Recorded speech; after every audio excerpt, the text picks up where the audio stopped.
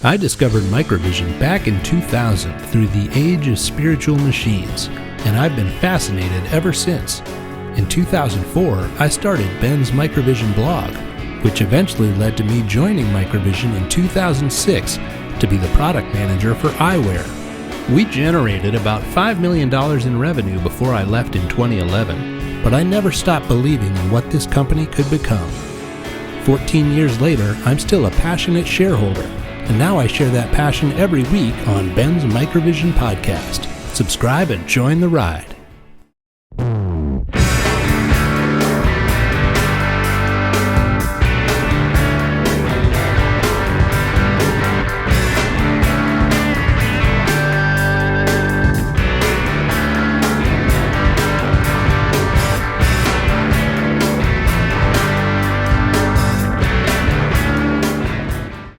Welcome everyone to another episode of Ben's Microvision podcast, a podcast for general information and entertainment purposes only, not a financial advice podcast.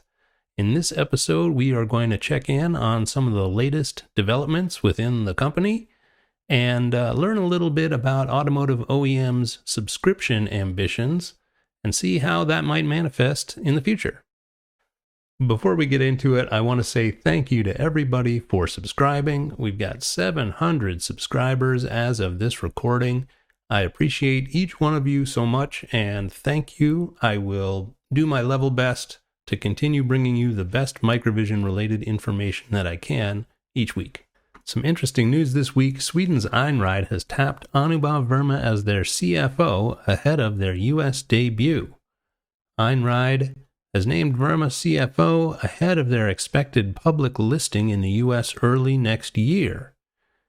They're going to be de-SPACing into the public markets. And so what does Einride do? They make driverless trucks. So there's no cabin in this truck. There's no human being in this truck. They are fully autonomous logistics solutions for freight movement without any human beings driving the stuff around. So pretty wild stuff. Congratulations to Anubhav. And let's see what this means for Microvision. One note that's potentially of interest here is that Singapore's Temasek, who had placed Glenn as their representative on the board of directors of Fortelix, as we talked about last week, is one of the investors in Einride. If you're curious about Singapore's sovereign wealth fund, known as Temasek, and its relative ranking in terms of assets under management, the Sovereign Wealth Fund Institute has them ranked as the 11th largest sovereign wealth fund on Earth. And according to my math, they've got $324 billion of assets under management. In connection with Verma's departure, the company's board of directors appointed Stephen Hernowich, currently the company's vice president global finance and operations, to serve as interim chief financial officer as of the effective date. Mr. Hernowich has served the company as vice president global finance and operations since August 2023. Prior to that, Mr. Hernowich served as director corporate finance at Lucid Group with previous finance roles at Republic Services, as well as several automotive OEMs, including GM, Nissan, Mazda, and Ford. So congratulations to Stephen Hernowich for taking on the role of interim CFO. That is a tremendous accomplishment, so cheers to you, sir. Okay, this week we got a press release from Ivonomy, a leader in technical and commercial services for electrification, autonomous technologies, connectivity, and software, where they announced that Microvision is joining Ivonomy's ecosystem, expanding solution options for advanced perception in mobility. Microvision's portfolio features solid-state sensors, including both MEMS and flash-based options, offering compact yet durable packaging, wide fields of view, low power consumption, and small object detection. With these features, Microvision can provide configuration flexibility for efficient and elegant integration into mobility designs at a highly competitive price point for OEMs. And there's a quote from Glenn here. "We're thrilled to collaborate with Ivonomy Group as we heighten our engagement with OEMs. offering them an innovative architecture to meet their demanding cost, performance, and power requirements, said Glenn DeVos, MVIS CEO. As OEMs and Tier 1s look to Ivonomy's expertise to accelerate engineering cycles, we are confident that joining their ecosystem will advance our progress with OEMs in the automotive, industrial, and defense industries, while providing us the insights to continue improving cost-competitive and scalable product lines. Okay, and then Ivonomy's quote reads as follows: Microvision's comprehensive portfolio is a great fit for many of the OEM applications we're supporting, including automotive, off-highway, warehouse logistics, robotics, and defense customers, said Anthony R. Giese, SVP and head of brands at Ivonomy Group. We are excited to work with their solutions and continue innovating advancements in autonomous mobility. So there you have it. There's magic in Christmas morning. The sound of wrapping paper, the light in their eyes, the beautiful, joyful chaos of it all. But sometimes, the most magical moment is the first sip.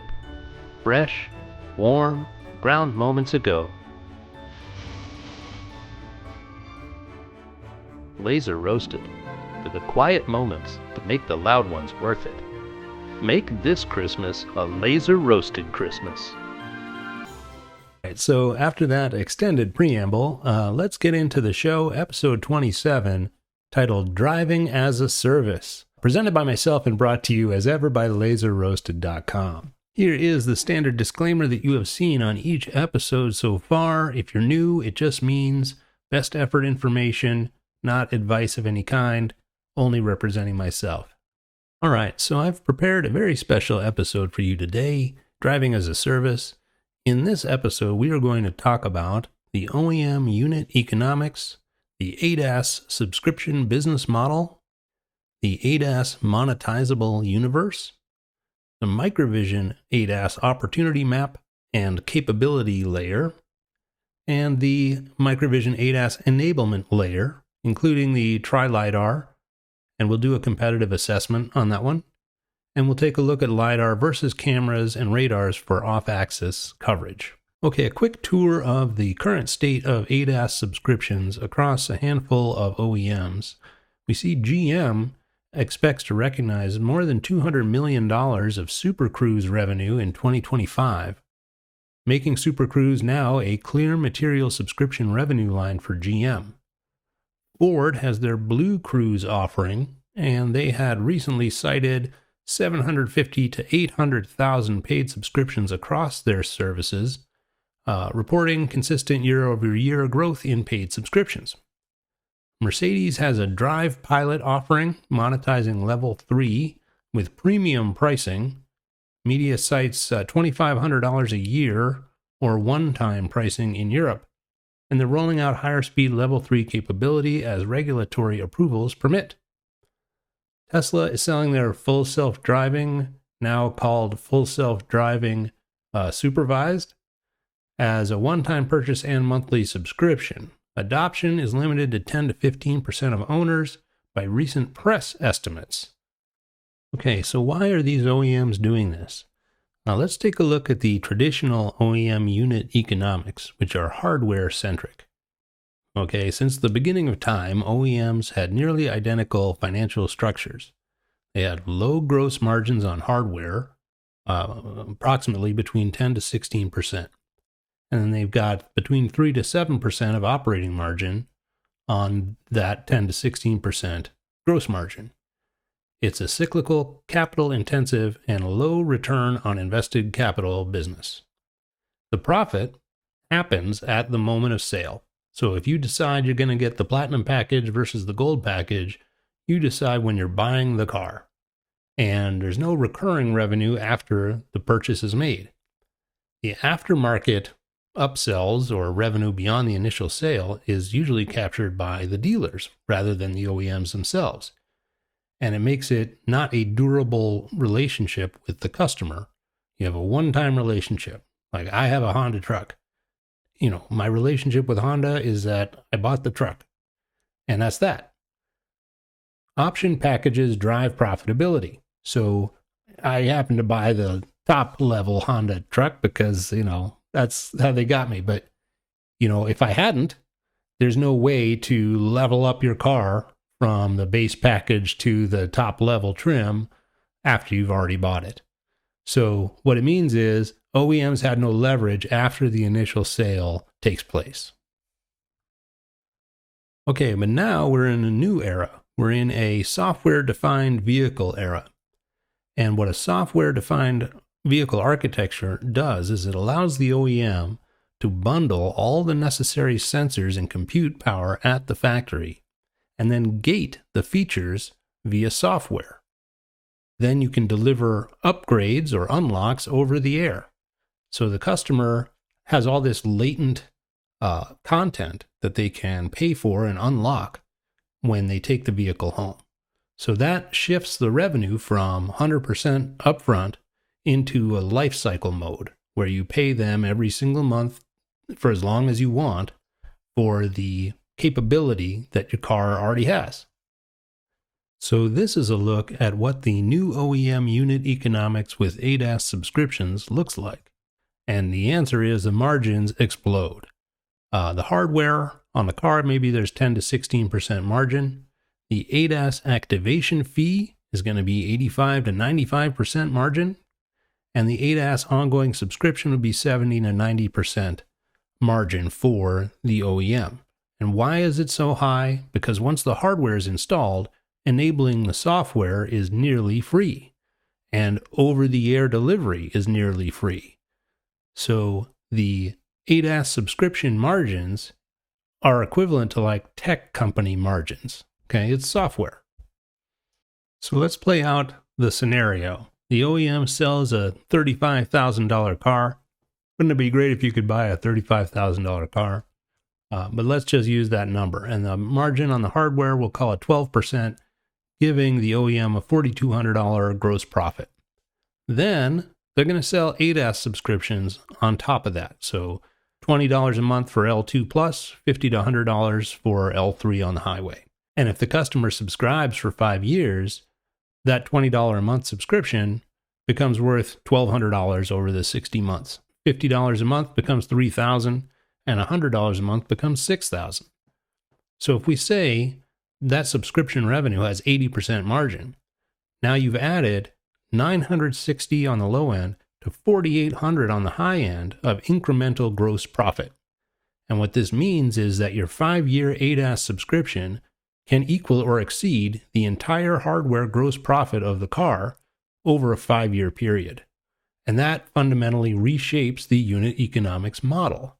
As I mentioned, in the old world, if you or the customer didn't buy the option at purchase, then the OEM lost that revenue opportunity forever. But in the new world, the customer can activate the feature later. They could activate it for a single trip. They could switch tiers from better to best. They could try out a feature like L2+ for a month. In the aggregate, at the fleet level, this massively boosts the total addressable monetization of each customer on an ongoing basis. Here's why this pushes OEMs towards better sensing, and LiDAR in particular.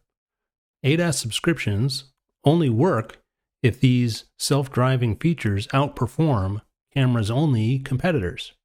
The reliability has to be high, the sensing coverage has to be near complete, the level 3 driving needs to be validated, the perception needs to be robust in all weather and visibility conditions. This requires better sensors, more coverage, longer range, low-cost LiDAR, and efficient edge computing. So the OEM equation starts to look like this. If I have better sensors with more capabilities, I can get higher subscription tiers, which gives me higher average revenue per user, which gives me better unit economics. So LiDAR companies that can lower the cost per degree of coverage around the vehicle, such as Microvision's Tri-LIDAR architecture, potentially have an outsized effect on OEM profitability. So as I mentioned off the top, automakers historically make between 3 and 7% operating margin selling hardware. Wall Street rewards recurring high-margin software revenue with large multiples on the stock price, like a high PE ratio.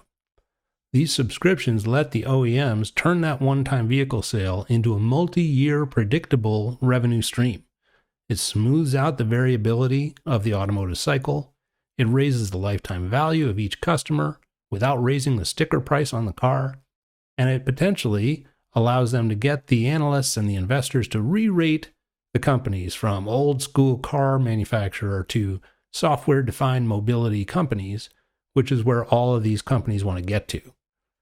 If you look at Tesla, it's worth $1 trillion. It's worth more than the sum of all the other automakers put together, even though they dwarf Tesla in unit sales.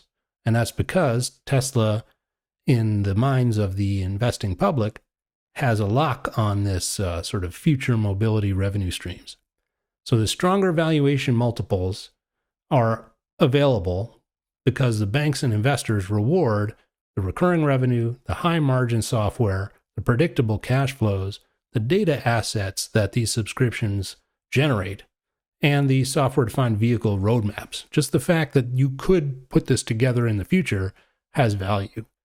And so when that is accomplished, now you have cheaper cost of capital. You could do equity sales to raise billions upon billions. You can support your stock price because you have a better story to tell. And you've got more flexibility to invest in this autonomy roadmap. So to summarize this segment, the OEM unit economics are shifting because ADAS software is high margin and it massively boosts the lifetime profit of each customer. Subscriptions outperform the traditional option model, where if you didn't buy it at the time of purchase, you didn't buy it. Recurring revenue stabilizes the business, gives an ongoing monthly stream of cash flow. Sensor hardware costs can be justified by the subscription average revenue per user that it enables. The over-the-air and software-defined vehicle architectures can turn your ADAS feature into software as a service, or driving as a service, as I'm calling this episode. Better sensing means better monetization potential because it's more useful in more contexts. And the last point that I would make here is that investors and Wall Street will reward recurring revenue with higher multiples on the stock price.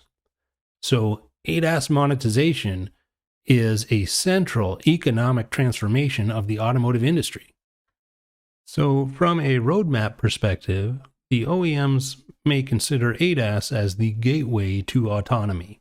And what that means is you're going from your premium level 2 to your supervised level 3 to your conditional level 4, with each step requiring better sensing capability, more computation capability, justifying higher subscription tiers and the associated revenue. So the OEMs would view ADAS subscriptions as the entry-level SaaS tier for future autonomous capability monetization. So let's take a look at the ADAS monetizable universe of all the features and functionality that could be monetized and packaged into monthly subscriptions for you and me to buy. And it would begin with a hands-free highway driving, or L2+. This could give you hands-free lane centering and adaptive cruise control, automatic lane changes, predictive cruise, geo-expanded coverage in case they sell individually geo-fenced areas for this hands-off driving, and a high-speed hands-free package. So just to take your hands off the wheel while the car continues forward is itself something that you could expect to pay on a monthly basis. Where this subscription revenue really starts to ramp up is when you get to the level 3 conditional autonomy. This means that the car is driving itself under certain conditions. Those conditions might be a traffic jam, so your low speed kind of highway navigation, highway autonomy up to 75 miles per hour, automatically overtaking vehicles in front of you. And the most significant and important part of this is that the liability would move from you as the safety driver in your L2+. So it's doing some, enhanced cruise control, but if there's anything kind of sketchy happening, you've got to take control of the car. You're ultimately liable and responsible for the vehicle. In the level 3 world, the OEM is liable. The OEM is liable because the car is driving itself under the OEM rules. And so that is why they can justify appropriately the significant monthly cost that would be expected to unlock this capability. And as we'll talk about a little later on, the LiDAR sensor coverage will correspond directly to monetizable level 3 miles. How about a parking autonomy suite for parallel or perpendicular automatic parking, memory parking, remote summoning, remote repositioning, or a valet mode to drop you off and pick you up again? And this is a fabulous capability that probably people would be willing to pay for on a monthly basis. Okay, I'm going to whip through a few more potentially monetizable feature sets for ADAS subscriptions. That might include performance packs, where you get a faster prediction or a better path planning, reduced following distance, maybe you're more aggressive versus less aggressive, comfort profile as far as how you want the system to perform, automated lane changes, city autonomy, stop sign, traffic lights, steering assistance in the city, automatic U-turns, so off the highway into regular urban driving situations.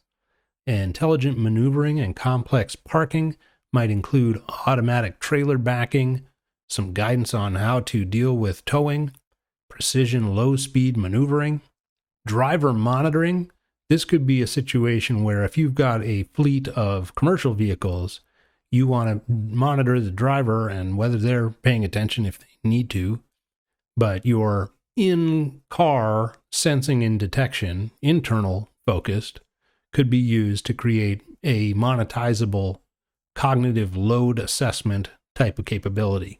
Your fleet and commercial ADAS subscriptions would include some software for looking at the fleet as a whole with a safety dashboard, remotely teleoperating the vehicles if need be, giving each driver a unique scorecard for their performance or lack thereof, looking into the vehicle or from the vehicle's perspective on demand, and then automating routes on behalf of the vehicle. All this stuff is software, and it could be sold on a monthly basis with the massive gross margins. Okay, so far we've talked about the OEM unit economics, the subscription revenue business model. We've talked about the potentially monetizable feature sets that the OEMs could package into subscriptions for folks like you and me. And now let's figure out how Microvision's sensing capability can unlock and enable these capabilities for the OEMs. So in your level 2 plus type subscriptions, the sensor need is for a wide field of view short-range LiDAR for merging and lane changes and for off-axis coverage, which we will talk about. Your long-range front-facing LiDAR that's going to give you perception capability for highway driving. And you need the reliable performance in low light conditions or low angle sun conditions, inclement weather, poor lane markings, etc. So all this speaks to LiDAR being necessary for the vehicle to perform in an optimal way. So with the Tri-LIDAR architecture, you get that wide field of view coverage, and you get the long-range center LiDAR, which gives you more value than a single LiDAR competitor would provide. You get better classification in bad weather versus camera only, or even a single field of view LiDAR. So this means that Microvision can become the enabler of subscription driving, hands-free capability expansion in the market. All right, when we talk about level 3, the sensor need is for redundant sensing via front and side LiDAR, a low latency edge fusion or sensor fusion taking place inside the vehicle, reliable cut-in detection from off-axis angles, and high-speed range of over 200 meters. Microvision offers a long-range Class 1 LiDAR at a competitive cost. It's part of the Tri-LIDAR architecture, the MAVEN. It's got high interference immunity, so there's a patented method within the system for detecting the presence of unexpected photons that are not from the sent beam and ignoring or steering around them with the next pass. So they've got this pretty high-tech method that's part of their amazing laser and mirror control algorithms for managing interference from other LiDAR sensors out there. So these capabilities together potentially position Microvision to be the Level 3 certification enabler, which would be the most important revenue tier for the OEMs to unlock. Now this one's interesting. On the parking autonomy package, we recognize that the sensors need to provide near-field obstacle detection, reducing blind spots. So your LiDAR with wide angle on the corner is going to be vital for that. And you really need a 360-degree envelope of perception. So I would welcome the conversation as to whether the Tri-LIDAR itself would enable this, or if you need a couple more on the rear of the car to create that full cocoon. So that would be, I think, a good topic for us to really drill into. 180-degree MVIS, which they offer, it seems like you could just put those in the middle, and now you've got entire spherical coverage around the car.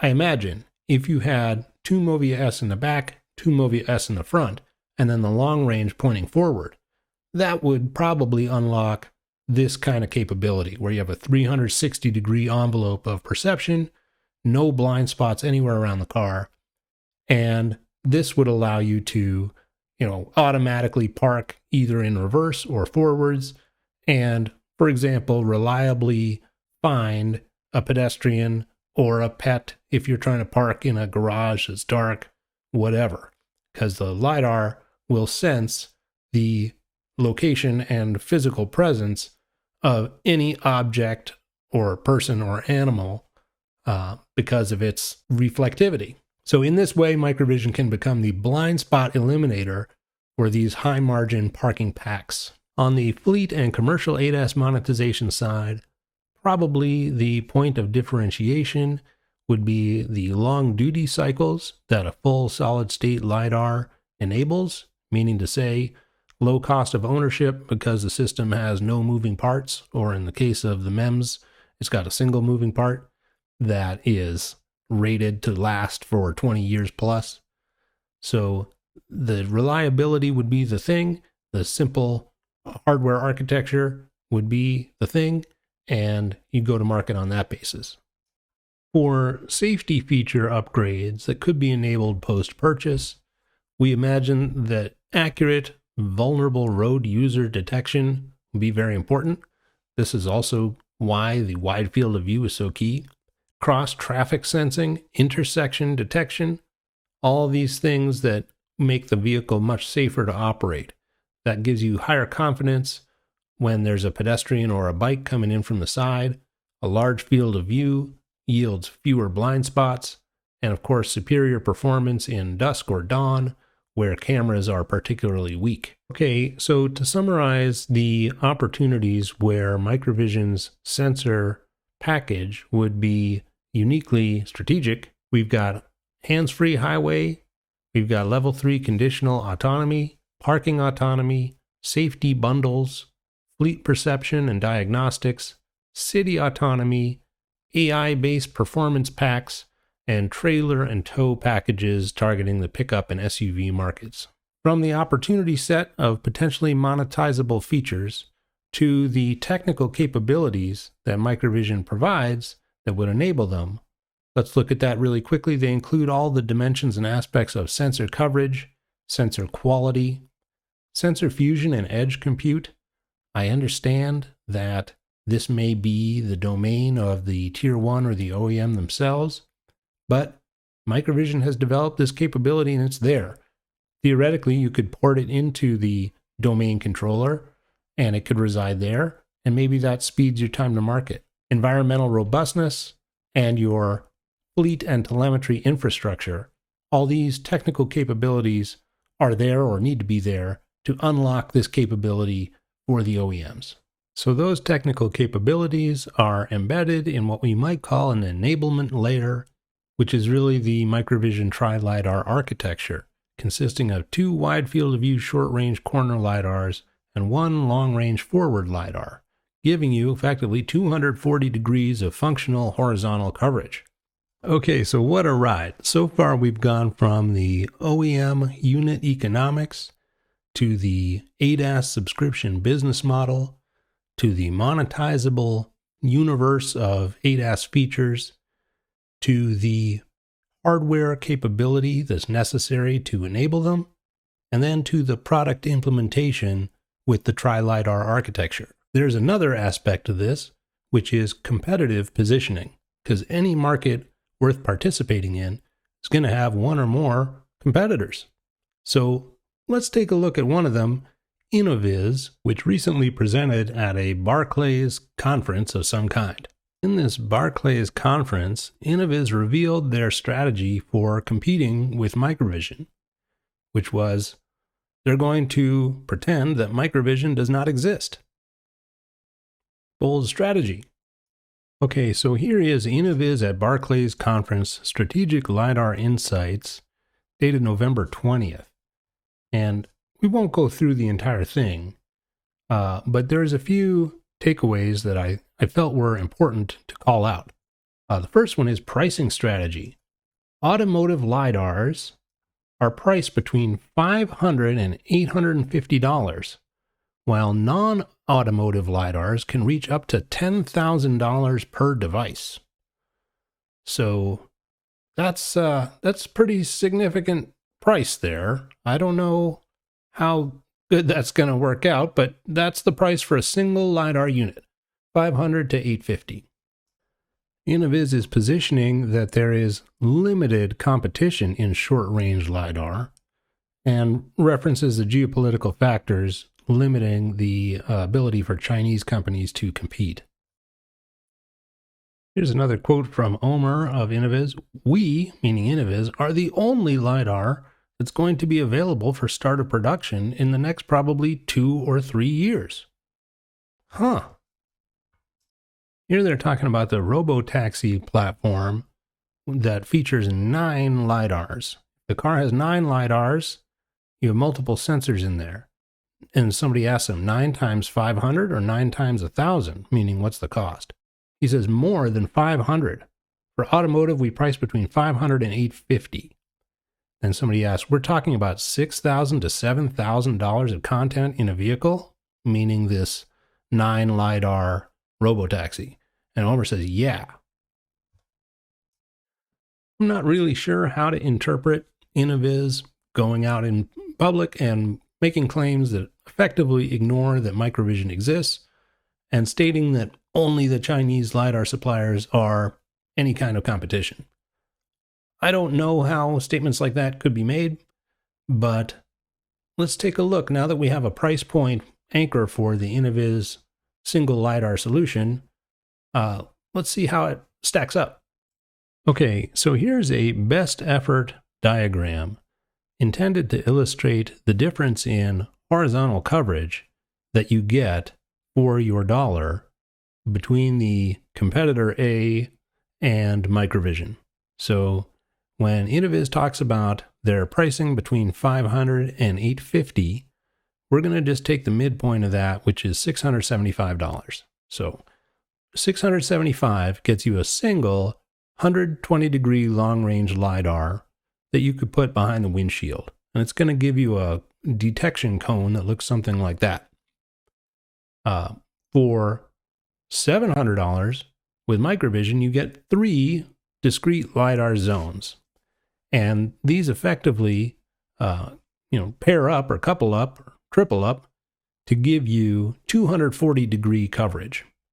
So the 3 LiDARs, essentially for the price of one MVIS LiDAR, covers the sides of the vehicle and also continues to give you long range in the region of interest, that's most important, which is ahead of the car. Okay, so why is this important? It's important because a 120-degree forward-facing LiDAR sees off-axis events partially or not at all. So you've got no coverage in the lateral zones ahead and to the sides of the vehicle. Now, presumably, you'd have to put something there, either a camera or a radar or something with less fidelity and capability than a LiDAR sensor.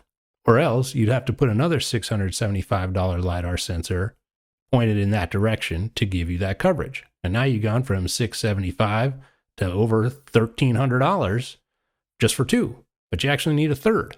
So now you're at over $2,000. So $2,000 to give you equivalent LiDAR coverage that Microvision's providing at $700. In contrast, the Tri-LIDAR sees the entire event and scene with one coherent sensing modality, which is LiDAR. So this situation with the lack of LiDAR coverage in the forward lateral zones is particularly problematic because objects entering from high off-axis angles are the most dangerous. This would include cars cutting across, pedestrians emerging between cars, motorcycle coming at you from the side, a fast vehicle approaching from an on-ramp, all these things. It's this particular region that is potentially, the most deadly and dangerous. So you need to have some kind of coverage in this configuration. And for cost reasons, it's not going to be another $675 MVIS LiDAR. So it's going to have to be a camera or a radar sensor to cover that zone of interest around the vehicle. Now, cameras are not good at depth perception. They've got struggles in dark night or bright sunlight conditions. They are terrible with glare. If the sun's low on the horizon, forget it. Radars, have limited capability of detecting a vulnerable road user like a pedestrian or a bicyclist. They cannot reliably determine the edge of objects or exact lane placement. So it's just not good for those types of, emerging threats that may come across the front of the vehicle like that. Whereas with LiDAR, you get that very accurate resolution, works at night, handles motorcycles, handles bikes, handles pedestrians. Angular accuracy outclasses radar. Depth accuracy outclasses cameras. So LiDAR is the preferred sensing modality for the most dangerous region of interest, which is that high off-axis area in front of the car. And so you could say when the lateral object is the one most likely to kill you, such as a vehicle cutting in or a vehicle drifting out of its lane or a motorcycle, then you want the best modality of sensing to cover that area. And cameras and radars don't have that certifiable level of fidelity. So one last note on this one. If indeed the decision is that LiDAR is necessary for the corners and the customer wishes to go with competitor A for their long-range LiDAR, but you need coverage, well, Microvision, I'm sure, would be happy to offer the MVIS for the corners to give that LiDAR continuous field across the front and front lateral portion of the vehicle. So you can go to conferences and tell people whatever, that there's no competition and that it's only the Chinese and they're going to get blocked, which I do believe is true, the Chinese will get blocked. But I don't believe it's true that there's no competition or start of production the next 2 or 3 years. So with that in mind, I would imagine that these OEMs are going to go through a very similar kind of cost-benefit analysis. What's the cost per degree of LiDAR coverage from an MVIS solution versus a Microvision solution? All right, $700 gets you 3 LiDAR, gets you effective 240-degree coverage across the front of the car and laterally, versus $675 for a single zone, 120 degrees. So, it's less than half the cost for each degree of coverage, dollar per dollar. So pound for pound, Microvision solution solves more problems for the self-driving market. And I think, as time goes along, maybe we'll start to see some traction in the market that supports that thesis. Okay, I want to talk a little bit more about competition because I feel like this is a very, very important thing to focus on. Any market worth participating in is going to have one or more competitors that are well capitalized and trying to attack the exact same space as you. So with that in mind, there's different tools that need to be established, or pillars, in order for the company to break through all the competition. So it's not just competition on products for customers. It's also competition for capital from investors. Every single day, investors are determining where to allocate capital. What's their next investment? Should I buy this? Should I hold this? Should I sell this?